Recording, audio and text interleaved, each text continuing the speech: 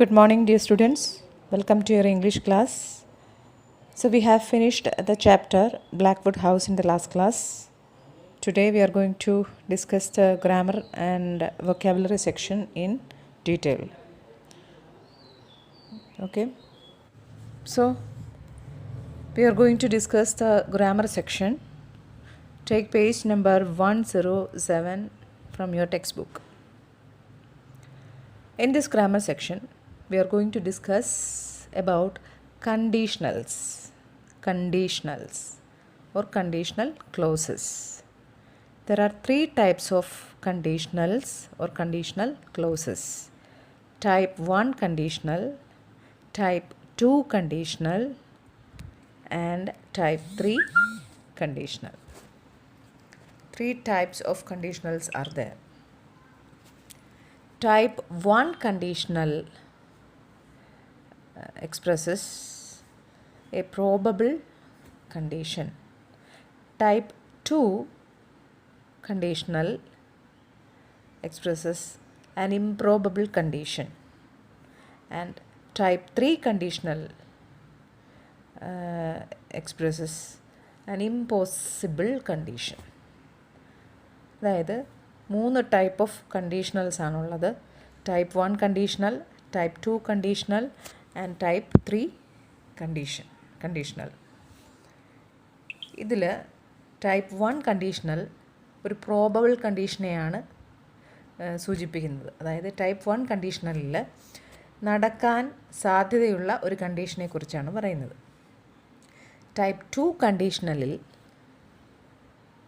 ഒരു ഇംപ്രോബബിൾ കണ്ടീഷനെ കുറിച്ചാണ് പറയുന്നത്. അതായത് നടക്കാൻ സാധ്യതയില്ലാത്തൊരു കണ്ടീഷനെയാണ് പറയുന്നത്.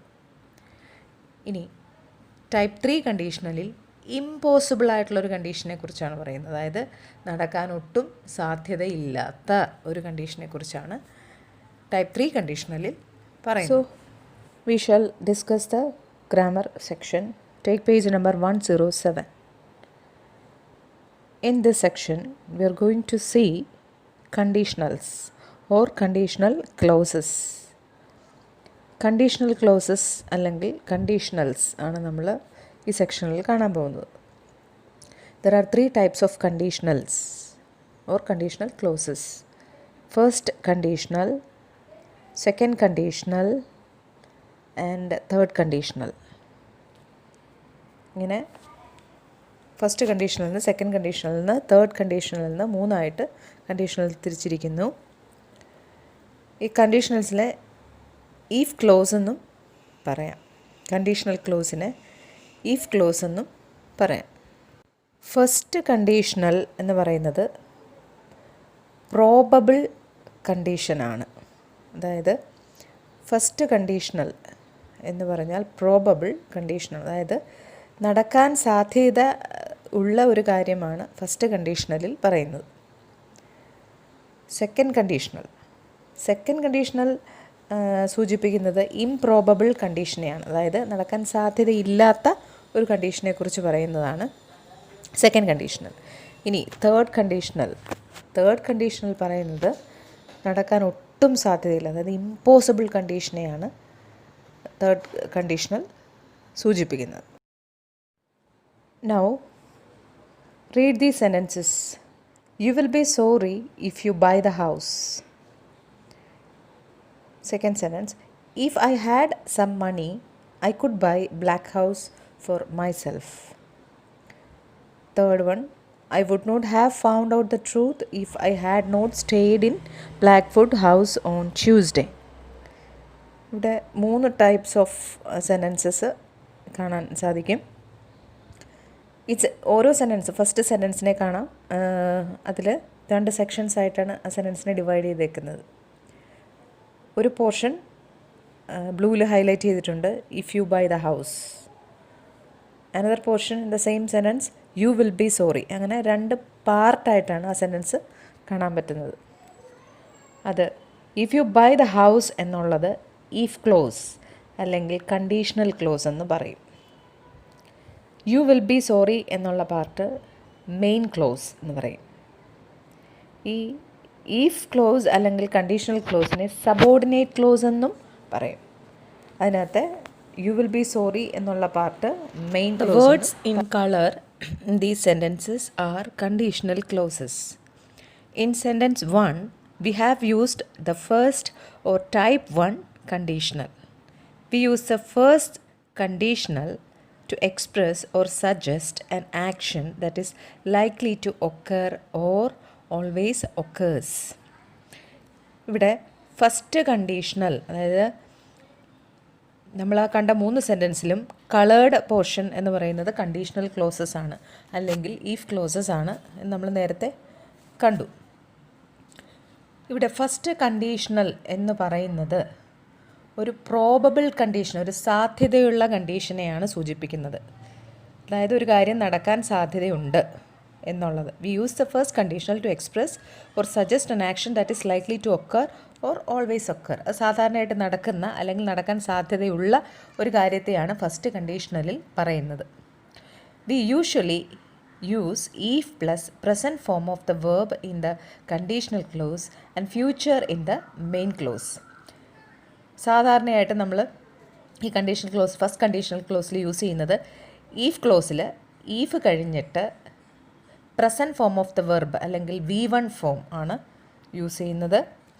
അതേപോലെ അതിൻ്റെ തന്നെ മെയിൻ ക്ലോസിൽ ഫ്യൂച്ചർ ടെൻസാണ് മെയിൻ ക്ലോസിൽ യൂസ് ചെയ്യുന്നത്. അതായത് വിൽ, ഫ്യൂച്ചർ ടെൻസാണ് മെയിൻ ക്ലോസിൽ യൂസ് ചെയ്യുന്നത്. അതായത് സബ്ജക്റ്റ് കഴിഞ്ഞിട്ട് വില്ല് കഴിഞ്ഞിട്ട് വെർബിൻ്റെയും V1 ഫോം തന്നെയാണ് യൂസ് ചെയ്തേക്കുന്നത്. എക്സാമ്പിളായിട്ട് നിങ്ങൾ താഴെയുള്ള 2 സെൻറ്റൻസ് നോക്കുക.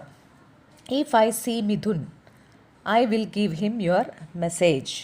അതിനകത്ത് കാണാൻ സാധിക്കും. അതിനകത്ത് ഈഫ് ക്ലോസ് ഏതാണ്? ഇഫ് ഐ സീ മിഥുൻ എന്നുള്ളതാണ് if clause. I will give him your message എന്നുള്ളത് മെയിൻ ക്ലോസ് ആണ്. അപ്പോൾ അതിൽ സ്ട്രക്ചർ നോക്കിയാൽ മനസ്സിലാക്കാൻ പറ്റും.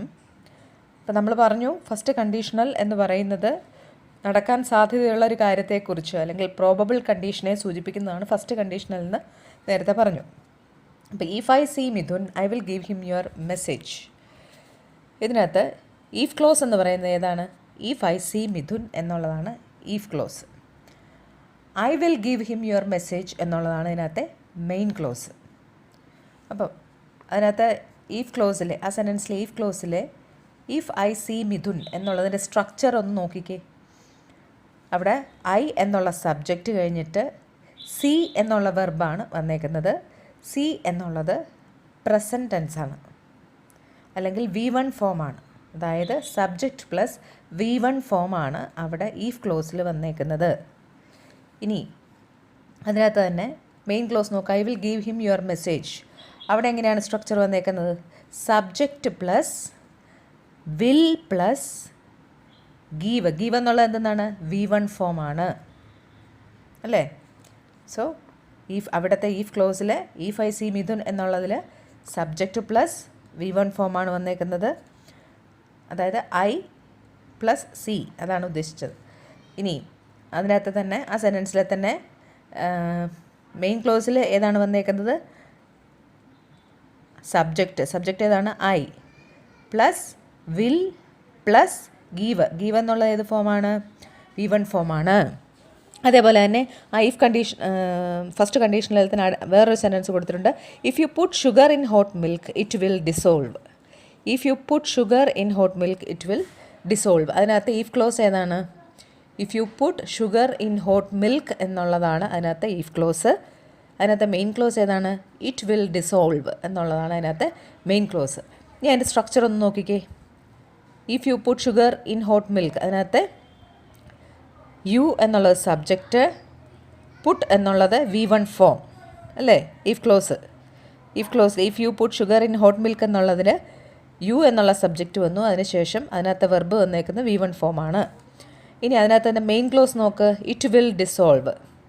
അതിനകത്ത് സബ്ജക്റ്റ് വന്നു പ്ലസ് ഏതാണ്? ഇറ്റ് എന്നുള്ള സബ്ജക്റ്റ് വന്നു പ്ലസ് വിൽ എന്നുള്ള ഫോം വന്നു പ്ലസ് ഡിസോൾവ് എന്നുള്ള വെർബിൻ്റെ ഫോം അതായത് V1 ഫോമും വന്നു. അപ്പോൾ നമുക്ക് ഇതിൻ്റെ സ്ട്രക്ചറിനെ എങ്ങനെ പറയാൻ പറ്റും? നമ്മളിപ്പോൾ കണ്ടു സെൻറ്റൻസിൽ ഈഫ് ക്ലോസിൽ ഇഫ് ക്ലോസിൽ വരുന്നത് എങ്ങനെയാണ്? Subject plus V1 form. അതേപോലെ മെയിൻ ക്ലോസിൽ വരുന്നത് subject plus will plus V1 form. അങ്ങനെ നമുക്ക് അതിനെ എടുക്കാം. In sentence 2, we have used the second or type 2 conditional. We use the second conditional to express actions or situations that are improbable or not likely to occur.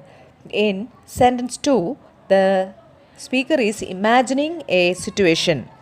When we imagine a situation, we use if plus past form of the verb in the conditional clause and modal plus verb in the main clause. The meaning, however, is present, not past. Examples: if I went to the moon, I would raise the Indian flag on it. Second sentence: if you were in my position, you would understand why I feel this way. ഇവിടെ നമ്മൾ ഇപ്പോൾ നോക്കാൻ പോകുന്നത് second കണ്ടീഷണലാണ്. We use the second conditional to express actions or situations that are improbable or not likely to occur. അതായത് ഈ second conditional സൂചിപ്പിക്കുന്നത് എങ്ങനെയുള്ള കണ്ടീഷനെയാണ്? Improbable ആയിട്ടുള്ള കണ്ടീഷനെയാണ്. അതായത് നടക്കാൻ സാധ്യത ഇല്ലാത്ത കണ്ടീഷനെയാണ്. ഇംപ്രോബബിൾ, നടക്കാൻ സാധ്യത ഇല്ലാത്ത കണ്ടീഷനെയാണ് ഈ സെക്കൻഡ് കണ്ടീഷണൽ സൂചിപ്പിക്കുന്നത്. Example: if I went to the moon, I would raise the Indian flag on it. If I went to the moon, I would raise the Indian flag on it. ഇതിനകത്ത് if clause ഏതാണ്? If I went to the moon, I would raise the Indian flag on it. അതായത് ഞാൻ മൂണിലെത്തുകയാണെങ്കിൽ, if I മൂണിലെത്തിയിരുന്നെങ്കിൽ I would raise the Indian flag on it. അവിടെ ഞാൻ Indian flag ഉയർത്തിയേനെ എന്നാണ്. അത് നടക്കാൻ സാധ്യതയില്ലാത്ത ഒരു കാര്യത്തെയാണ് അവിടെ പറയുന്നത്. അതിനകത്ത് if clause if I went to the moon ആണ്. അതിനകത്ത് മെയിൻ ക്ലോസ് എന്ന് പറയുന്നത് I would raise the Indian flag on it, അതാണ്. അപ്പോൾ ഇതിൻ്റെ സ്ട്രക്ചറിന് ചെറിയ വ്യത്യാസം വന്നിട്ടുണ്ട്. ഫസ്റ്റ് കണ്ടീഷണലിലെ വെച്ച് സ്ട്രക്ചറിന് ഒരു ചെറിയ വ്യത്യാസം വന്നിട്ടുണ്ട്. എന്താണ് ആ വ്യത്യാസം? ഈഫ് ക്ലോസ് നോക്കാം. അതിനകത്ത് if I went to the moon, അതിനകത്ത് സ്ട്രക്ചർ എങ്ങനെ വന്നേക്കുന്നു? സബ്ജക്റ്റ് പ്ലസ് ഏതാണ് വന്നേക്കുന്നത്? സബ്ജക്റ്റ് പ്ലസ് V2 ഫോം അല്ലെങ്കിൽ പാസ്റ്റ് ഫോം, അല്ലേ? V2 ഫോമാണ് ഇവിടെ വന്നേക്കുന്നത്. അതായത് ഇതിൻ്റെ സെക്കൻഡ് കണ്ടീഷണലിൻ്റെ ഈഫ് ക്ലോസിൽ സബ്ജക്റ്റ് ഐ എന്നുള്ള സബ്ജക്റ്റും വെൻറ്റ് എന്നുള്ളത് V2 ഫോം അല്ലെങ്കിൽ പാസ്റ്റ് ഫോമാണ് ഇവിടെ വന്നേക്കുന്നത്. ഞാൻ അതിനകത്ത് തന്നെ അതിൻ്റെ തന്നെ മെയിൻ ക്ലോസിൽ എങ്ങനെയാണ് വന്നേക്കുന്നത്? Subject plus would plus V1 form. Subject plus would plus V1 form ആണ് ഇതിനകത്ത് സ്ട്രക്ചറായിട്ട് വന്നേക്കുന്നത്. അപ്പോൾ ഇതാണ് സെക്കൻഡ് കണ്ടീഷണലിൻ്റെ സ്ട്രക്ചർ. എന്താണ്? ഇഫ് ക്ലോസിൽ സബ്ജക്റ്റ് പ്ലസ് V2 ഫോം വരും. മെയിൻ ക്ലോസിൽ subject plus would plus V1 form വരും. ഇനി രണ്ടാമത്തെ എക്സാമ്പിൾ നോക്കി. If you were in my position you would understand why I feel this way. ആ സെൻറ്റൻസിൽ നോക്ക്, സ്ട്രക്ചർ നോക്കിക്കോ. If you were in my position you would understand why I feel this way. നീ എൻ്റെ കണ്ടീഷനിലായിരുന്നെങ്കിൽ, നീ എൻ്റെ പൊസിഷനിലായിരുന്നെങ്കിൽ നിനക്ക് എൻ്റെ അവസ്ഥ മനസ്സിലായേനെ. You would understand why I feel this way. എന്തുകൊണ്ടാണ് എനിക്കിങ്ങനെ തോന്നിയതെന്ന് നിനക്ക് മനസ്സിലായേനെ. ഇത് ഇംപ്രോബിളായിട്ടുള്ള ഒരു സിറ്റുവേഷനാണ്.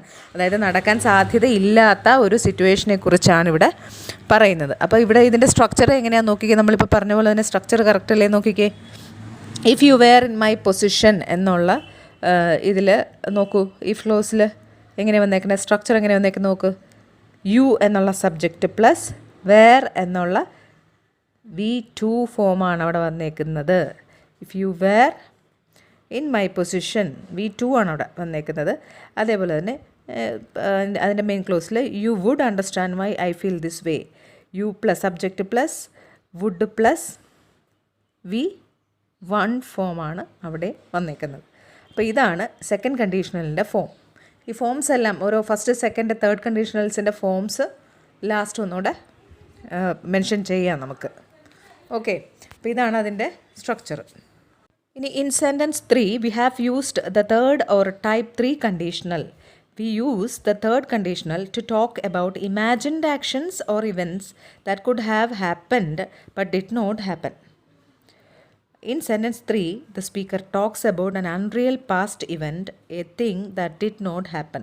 അതായത് ഈ തേർഡ് കണ്ടീഷനിൽ എപ്പോഴും സൂചിപ്പിക്കുന്നത് ഒരിക്കലും നടക്കാൻ സാധ്യതയില്ലാത്തൊരു കണ്ടീഷനെ, അതായത് നടന്നിട്ടില്ലാത്തൊരു കണ്ടീഷനെയാണ് ഈ തേർഡ് കണ്ടീഷണലിൽ സൂചിപ്പിക്കുന്നത്. നടക്കാൻ സാധ്യത നടന്നിട്ടില്ലാത്തൊരു കണ്ടീഷനെയാണ് സൂചിപ്പിക്കുന്നത് third conditional. When we describe something like this, we use if plus past perfect in the conditional clause and model plus have plus past participle in the main clause. സ്ട്രക്ചറാണ് അവിടെ പറയുന്നത്. എക്സാമ്പിൾസ് നോക്കുക, അപ്പോൾ നിങ്ങൾക്ക് മനസ്സിലാവും എങ്ങനെ സ്ട്രക്ചറിൽ എങ്ങനെയാണ് ചേഞ്ച് വന്നേക്കുന്നത് എന്നുള്ളത് മനസ്സിലാവും. If she had asked me I would have helped her. If she had asked me I would have helped her. ഇവിടെ ഈഫ് ക്ലോസ് ഏതാണ്? If she had asked me എന്നുള്ളതാണ് അതിനകത്തെ if clause. I would have helped her എന്നുള്ളതാണ് അതിനകത്തെ main clause. ഇത് if clause. അപ്പം if ക്ലോസിൽ if she had asked me എന്നുള്ളതിൽ ഇവിടെ സബ്ജക്റ്റ് ഏതാണ് വന്നേക്കുന്നത്? ഷീ പ്ലസ്, ഷീ ആണ് subject, she plus had plus, ഇവിടെ ഒരു ചെറിയ വ്യത്യാസം വന്നിട്ടുണ്ട്. ഹാഡ് കഴിഞ്ഞിട്ട് V3 ഫോം, ആസ്ക്ഡ് എന്ന് പറയുന്നത് V3 ഫോമാണ്. അതായത് ഈഫ് ക്ലോസിൽ ഷീ എന്നുള്ള subject plus had plus V3 ഫോമാണ് അവിടെ ഈഫ് ക്ലോസിൽ വന്നേക്കുന്നത്. അതിൻ്റെ മെയിൻ ക്ലോസ് നോക്കുക, I would have helped her എന്നുള്ള മെയിൻ ക്ലോസ് നോക്കി. അതിനെന്താ വ്യത്യാസം വന്നേക്കുന്നത്? അവിടെ ഐ എന്നുള്ള സബ്ജക്റ്റ് പ്ലസ് വുഡ് വന്നു പ്ലസ് ഹാവ് പ്ലസ് V3 ഫോമാണ് അവിടെയും വന്നേക്കുന്നത്. അതാണ് വ്യത്യാസം. ഫോംസൊക്കെ നമുക്ക് ഒന്നുകൂടെ കാണാം, മെൻഷൻ ചെയ്യാം. ഇപ്പോൾ തൽക്കാലം ഇങ്ങനെ നോക്ക്. If she had asked me I would have helped her. അതിനകത്ത് ഈഫ് ക്ലോസിൽ ഷീ എന്നുള്ള subject plus had plus asked എന്നുള്ള V3 ഫോം, വെർബിൻ്റെ V3 ഫോം വന്നു. ഇനി അതിൻ്റെ തന്നെ മെയിൻ ക്ലോസ് നോക്കുക. I would have helped her എന്നുള്ളതിൽ ഐ എന്നുള്ള സബ്ജക്റ്റ് വന്നു, വുഡ് വന്നു പ്ലസ് ഹാവ് പ്ലസ് ഹെൽപ്ഡ് എന്നുള്ള V3 ഫോമും വന്നു. ഇനി അടുത്ത സെൻറ്റൻസ് നോക്ക്. If he had look down he would have avoided the manhole. അവിടെ നോക്ക്, ഈഫ് ക്ലോസ് ഏതാ? If he had look down.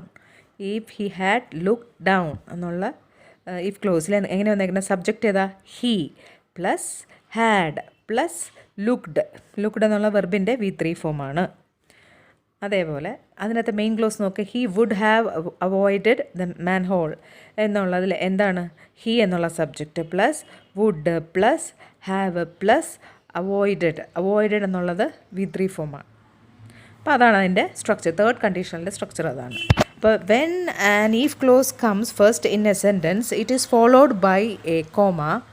But if it comes after the main clause there is no comma before it. അതൊരു ശ്രദ്ധിക്കേണ്ട കാര്യമാണ്. അതായത് if close ആദ്യം വരികയാണെങ്കിൽ if close കുറേ സെൻറ്റൻസുകൾ നമ്മൾ കണ്ടു. അതിനകത്ത് ഈഫ് ക്ലോസ് ചിലതിൽ രണ്ടാമത് വരുന്നുണ്ട്, ഈഫ് ക്ലോസ് ആദ്യവും വരുന്നുണ്ട്. അപ്പോൾ ഈഫ് ക്ലോസ് ആദ്യം സെൻറ്റൻസിൽ വരികയാണെങ്കിൽ അതിനെ ഫോളോ ചെയ്തൊരു കോമയുണ്ടാകും. അതായത് ഈ രണ്ട് സെൻറ്റൻസിൻ്റെ മെയിൻ ക്ലോസ് ഈഫ് ക്ലോസ് എന്ന് പറയുന്ന രണ്ട് പോർഷൻ ഉണ്ടല്ലോ, അതിനെ വെറുതിരിക്കാനായിട്ട് ഒരു കോമ വരും. എങ്ങനെയാണെങ്കിൽ ഈഫ് ക്ലോസ് സെൻറ്റൻസ് അല്ലെങ്കിൽ ഈഫ് ക്ലോസ് ആദ്യം വരികയാണെങ്കിൽ മാത്രം അത് കഴിഞ്ഞിട്ടൊരു കോമ വരും. പക്ഷേ ഈഫ് ക്ലോസ് രണ്ടാമതെയാണ് വരുന്നതെങ്കിൽ അവിടെ കോമ ഉണ്ടാകുകയില്ല. നമുക്ക് ഒന്നുകൂടെ ആ സ്ട്രക്ചേഴ്സ് ഒന്നുകൂടെ നോക്കാം. ഫസ്റ്റ് കണ്ടീഷണലിൻ്റെ സ്ട്രക്ചർ. ഫസ്റ്റ് കണ്ടീഷണൽ എന്ന് പറയുന്നത് പ്രോബബിൾ കണ്ടീഷനാണ് സൂചിപ്പിക്കുന്നത്. നമ്മൾ കണ്ടു ഈഫ് ക്ലോസും ഉണ്ട്, മെയിൻ ക്ലോസ് ഉണ്ട്. ഈഫ് ക്ലോസ് അല്ലെങ്കിൽ സബോർഡിനേറ്റ് ക്ലോസ് എന്ന് പറയും. അതേപോലെ അത് കഴിഞ്ഞിട്ട് വരുന്ന പോർഷൻ മെയിൻ ക്ലോസ് ആണ്. അപ്പോൾ അതിൽ ഫസ്റ്റ് കണ്ടീഷണലിൽ സ്ട്രക്ചർ ഇങ്ങനെയാണ് വരുന്നത്. അതായത് സബ്ജക്റ്റ് പ്ലസ് വെർബിൻ്റെ V1 form S plus V1 എന്നാണ് വരുന്നത് ഈഫ് ക്ലോസിൽ. ഫസ്റ്റ് കണ്ടീഷണലിലെ ഈഫ് ക്ലോസിൻ്റെ structure S plus subject plus V1 വെർബിൻ്റെ V1 ഫോം. അതിനകത്ത് തന്നെ മെയിൻ ക്ലോസിൽ ഫസ്റ്റ് കണ്ടീഷണലിൻ്റെ മെയിൻ ക്ലോസിൽ ഇതിൻ്റെ സ്ട്രക്ചർ വരുന്നത് സബ്ജക്റ്റ് പ്ലസ് വുഡ് എന്ന് പറയുന്നത് എന്താണ്? മോഡലാണ്. So S plus would plus വെർബിൻ്റെ V1 ഫോമാണ് അവിടെ ഫസ്റ്റ് കണ്ടീഷണലിൽ മെയിൻ ക്ലോസിൽ വരുന്നത്. ഇനി സെക്കൻഡ് കണ്ടീഷണൽ സൂചിപ്പിക്കുന്നത് ഇംപ്രോബബിൾ കണ്ടീഷൻ, അതായത് നടക്കാൻ സാധ്യതയില്ലാത്ത ഒരു കണ്ടീഷനെയാണ് സൂചിപ്പിക്കുന്നത്. അതിനകത്ത് സെക്കൻഡ് കണ്ടീഷണലിൻ്റെ ഈഫ് ക്ലോസിൽ എങ്ങനെയാണ് സ്ട്രക്ചർ വരുന്നത്? സബ്ജക്റ്റ് പ്ലസ് വെർബിൻ്റെ V2 ഫോമാണ് വരുന്നത്. അത് S+ V2 ഫോമാണ് സെക്കൻഡ് കണ്ടീഷണലിൻ്റെ ഈഫ് ക്ലോസിൽ വരുന്നത്. സെക്കൻഡ് കണ്ടീഷണലിൻ്റെ മെയിൻ ക്ലോസിൽ എങ്ങനെയാണ് വരുന്നത്? Subject plus would plus V3 ഫോമാണ് വരുന്നത്. Subject plus would plus V3 form. ഇത് സെക്കൻഡ് കണ്ടീഷണലിൻ്റെ മെയിൻ ക്ലോസിൽ വരുന്നതാണ് സ്ട്രക്ചർ. ഇനി അടുത്തത് മൂന്നാമത്തെ തേർഡ് കണ്ടീഷണലിൽ എങ്ങനെയാണ് സ്ട്രക്ചർ വരുന്നത്? തേർഡ് കണ്ടീഷണലിൻ്റെ ഈഫ് ക്ലോസിൽ എങ്ങനെയാണ് സ്ട്രക്ചർ വരുന്നത്? Subject plus had plus V3. Subject plus had plus V3. ഇനി തേർഡ് കണ്ടീഷനിലെ മെയിൻ ക്ലോസിൽ എങ്ങനെയാണ് വരുന്നത്? Subject plus would plus have plus V3 അങ്ങനെയാണ് വരുന്നത്. ഇനി ഈ തേർഡ് കണ്ടീഷനിൽ എങ്ങനെയാണ് സൂചിപ്പിക്കുന്നത്? തേർഡ് കണ്ടീഷനിൽ സൂചിപ്പിക്കുന്നത് ഇമ്പോസിബിൾ കണ്ടീഷനാണ്. അത് നടക്കാൻ ഒരിക്കലും സാധ്യതയില്ലാത്തൊരു കണ്ടീഷനെയാണ് തേർഡ് കണ്ടീഷനിൽ സൂചിപ്പിക്കുന്നത്. So we shall try to do the exercises in page number 108, section A. Join the clauses in the two columns to make meaningful sentences. അതിൽ രണ്ട് സെക്ഷനായിട്ട് തിരിച്ചേക്കുന്നു. Section A and section B. ചിലതിൽ ഈഫ് ക്ലോസുകളാണ്, ചിലതിൽ main ക്ലോസുകളാണ്. നമുക്കതിനെ സ്യൂട്ടബിളായിട്ട് ജോയിൻ ചെയ്യിപ്പിക്കാം. First one has already done for you. So first one ഏതായിരുന്നു? If Chandu practised every day he could break the school sports record. ആ ഈഫ് ക്ലോസിനെ മെയിൻ ക്ലോസുമായിട്ട് ജോയിൻ ചെയ്യിപ്പിച്ചു. സ്യൂട്ടബിളായിട്ടുള്ള ഓൾറെഡി ചെയ്തു വെച്ചിട്ടുണ്ട്. Second one, Preethi wouldn't have won the prize. അത് നമുക്ക് ഏതുമായിട്ട് ജോയിൻ ചെയ്യിപ്പിക്കാം? If her father had not been one of the judges of the contest. Preeti wouldn't have won the prize if her father had not been one of the judges of the contest. The third one, if you show your identity card at the school gate, the watchman will let you enter. If you show your identity card at the school gate, the watchman will let you enter. Fourth one, Ritika would be more popular if she wasn't so arrogant. Ritika would be more popular if she wasn't so arrogant. Fifth one, if Teja had informed the police in time, they could have caught the thieves before they escaped. If Teja had informed the police in time, they could have caught the thieves before they escaped. In sixth one, if we don't book tickets now, the prices will go up. If we don't book the tickets now, the prices will go up. Seventh one, I would give Shruti a call if I knew her number.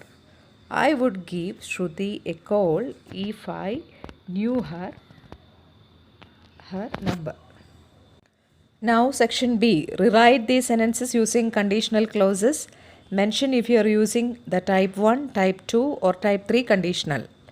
ഇതാണ് main exercise. അതായത് നമ്മൾ കണ്ടു 3 types of conditionals അല്ലേ? Type 1 conditional, type 2 conditional and type 3 conditional. ഇപ്പോൾ ഇവിടെ rewrite the sentences using conditional. ഈ conditional clauses use ചെയ്ത് സെൻറ്റൻസിനെ rewrite ചെയ്യാനാണ് പറഞ്ഞേക്കുന്നത്. എന്നിട്ട് ഏത് കണ്ടീഷണൽ ക്ലോസ് ആണ്, ടൈപ്പ് 1 ആണോ ടൈപ്പ് 2 ആണോ ടൈപ്പ് 3 ആണോ എന്ന് മെൻഷൻ ചെയ്യാനും കൂടെ പറഞ്ഞിട്ടുണ്ട്. ഫസ്റ്റ് വൺ നിങ്ങൾക്ക് വേണ്ടി ചെയ്ത് വെച്ചിട്ടുണ്ട്. I do not have money and so I cannot lend it to you. If I had some money, I would lend it to you. Type 2 conditional ആണ് അത്. Second one, you did not meet them because you did not arrive a few minutes earlier. അതിൻ്റെ answer ഇങ്ങനെ വരും: if you had arrived a few minutes earlier, you would have met them. If you had arrived a few minutes earlier, you would have met them. അത് type 2 കണ്ടീഷണലാണ്. ഇനി third one, he will invite you, then you will certainly come.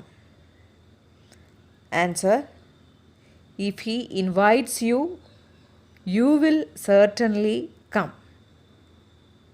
If he invites you, you will certainly come. ഏത് കണ്ടീഷനിൽ പെടും?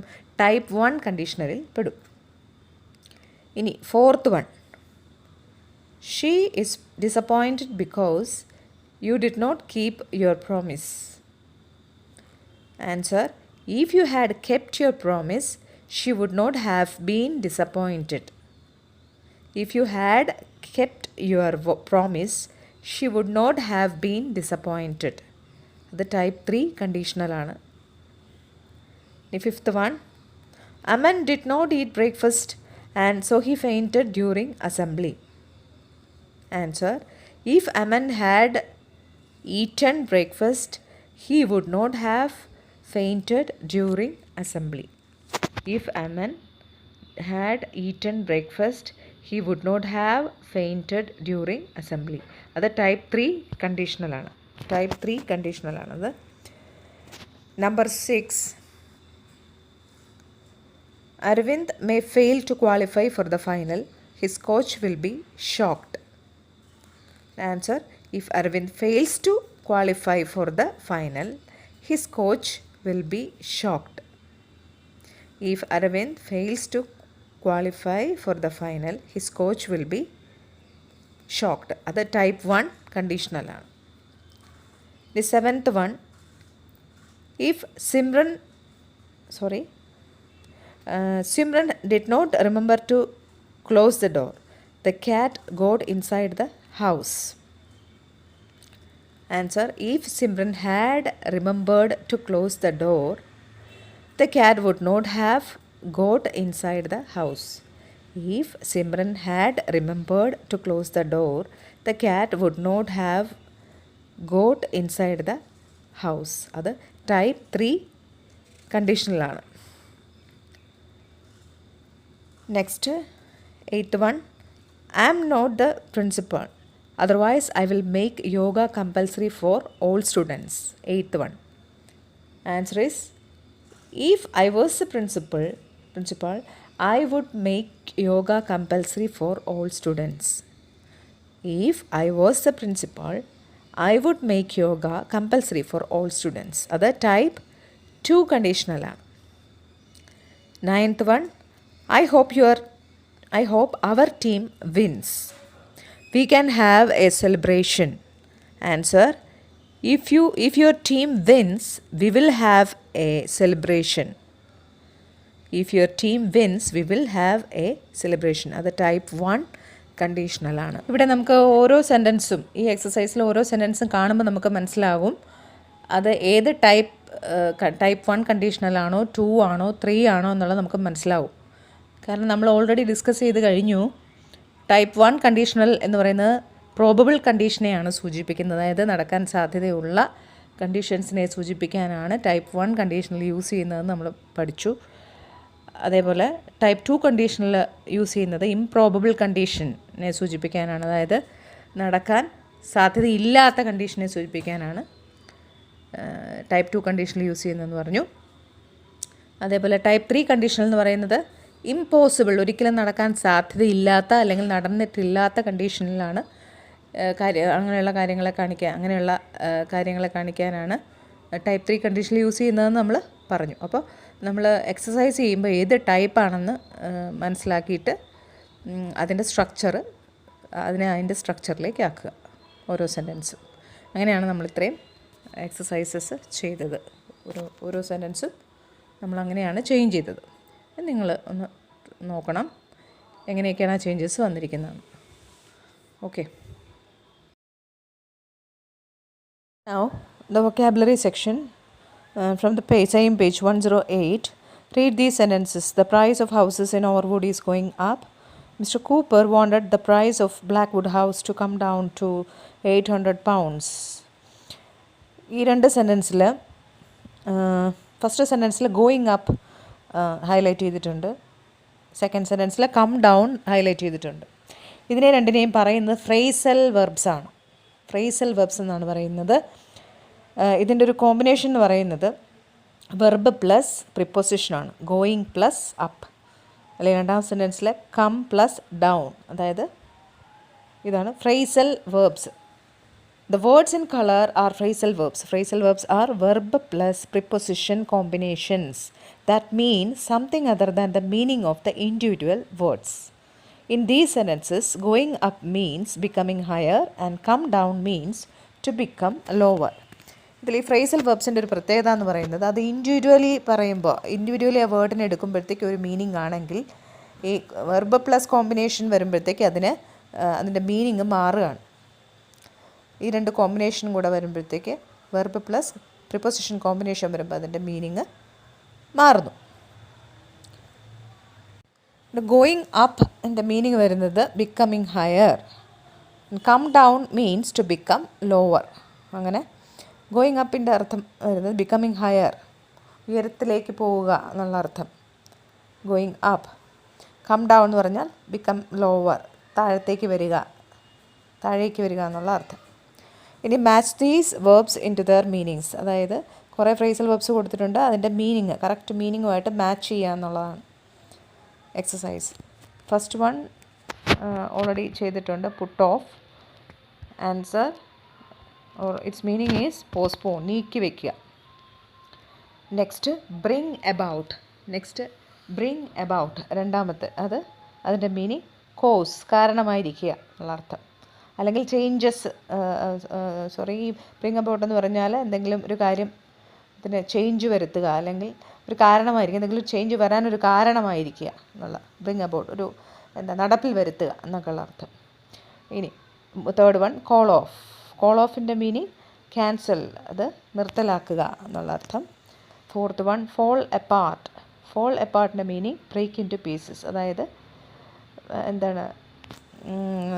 പീസസായി fall ചെയ്യുക, അതായത് fall apart എന്ന് പറഞ്ഞു കഴിഞ്ഞാൽ അതിനെ ബ്രേക്ക് ഇൻ ടു പീസസ് എന്നാണ് അതിൻ്റെ മീനിങ് മാച്ച് ആകുന്നത്. ഇനി fifth one set out, begin a journey, ഒരു യാത്ര ആരംഭിക്കുക. Set out a journey, begin a journey. ഇനി show up, sixth one show up, അതായത് അറൈവ്, എത്തിച്ചേരുക. ഷോ അപ്പ് ഇവിടെ അത് അറൈവുമായിട്ട് മാച്ച് ആവും. സെവൻത് വൺ ഹോൾഡ് ഓൺ, അത് ഏതുമായിട്ട് മാച്ച് ആവും? Wait or stop doing something, ഒരു സ്റ്റോപ്പ് ഡൂയിങ് സംതിങ് ആയിട്ട് അത് മാച്ച് ആവുന്നു. Now section B, complete these sentences with the correct phrasal verbs from exercise A. You may need to change the forms of some verbs. നമ്മൾ ഈ മുകളിൽ കൊടുത്തിരിക്കുന്ന phrasal verbs correct ആപ്റ്റായിട്ടുള്ള phrasal verbs വെച്ച് fill ചെയ്യാനാണ് പറഞ്ഞേക്കുന്നത്. അതിനകത്ത് ഈ ചെറിയ ചേഞ്ചസ്, അതായത് ഈ ഫ്രേസൽ വെർബ്സിന് ഫോമിന് ചെറിയൊരു ചേഞ്ച് വരുത്താം എന്നാണ് പറയുന്നത്. First one, the new principal has brought about many changes in the school, അത് ആൻസർ ഓൾറെഡി ഉണ്ട്. Second one, would you please dash for a few minutes while I transfer your call to the manager. Would you please hold on for a few minutes while I transfer your call to the manager. Third one, the old ways dash as I was cleaning it. Answer, the old ways fall apart as I was cleaning it. Fell apart. Next, fourth one, we dash to visit the palaces in the country without a definite plan. We set out to visit all the palaces in the country without a definite plan. Fifth one, does Kunal always dash late for yoga class? Does Kunal always show up late for yoga class? Sixth one, if you dash your work often, you will find it difficult to complete it later. If you put off your work often, you will find it difficult to complete it later. Seventh one, the meaning was dash because of the members were on leave. The meaning was called off because of the members were on leave. So that's all about vocabulary and grammar sections from chapter Blackwood House. You need to go through the types of conditionals, type 1, 2 and 3. You need to by heart the structures. Then only you can make the change Okay, go through that phrasal verbs also. That's for today. We shall see in the next class. Thank you. Goodbye.